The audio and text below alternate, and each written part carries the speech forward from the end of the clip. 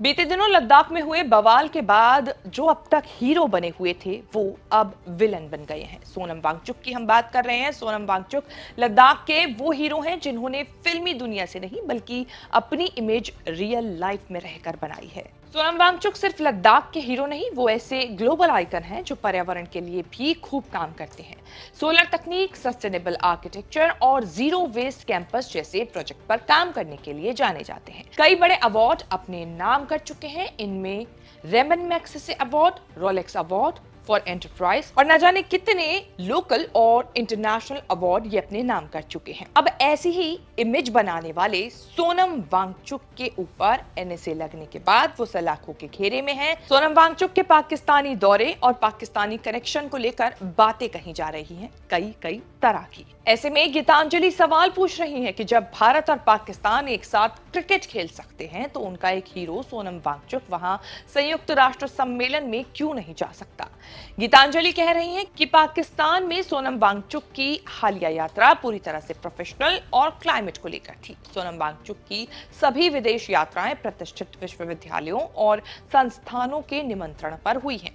ऐसा नहीं है कि गीतांजलि पति के जेल जाने के बाद ही खुलकर सामने आई हो। वो हर समय सोनम वांगचुक के साथ नजर आती हैं। क्लाइमेट चेंज को लेकर पाकिस्तान में आयोजित जिस कार्यक्रम में सोनम वांगचुक ने शिरकत की थी उस दौरान भी वो अपने पति के साथ थी।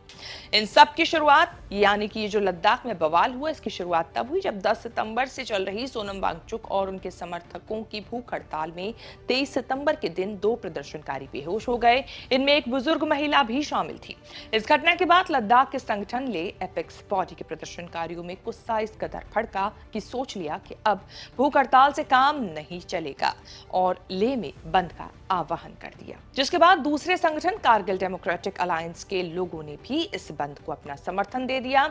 इन सब के बाद लेह में ये बंद हिंसक हो गया। पुलिस पर हुए पथराव के बाद स्थिति कंट्रोल करने के लिए गोलीबारी पुलिस की तरफ से हुई और 4 लोगों की मौत हो गई। इनमें कारगिल युद्ध में शामिल रहे टी थारचन का नाम भी शामिल है। वहीं लद्दाख में हुई हिंसा के बाद सरकार ने अपनी प्रेस रिलीज में साफ कहा कि सोनम वांगचुक ही इन सब के लिए जिम्मेदार है। आखिर में एनएसए लगाकर जेल की सलाखों के पीछे उन्हें डाल दिया गया है। इसीलिए पति के हक की लड़ाई लड़ रही है Geetanjali. These are absolutely baseless charges.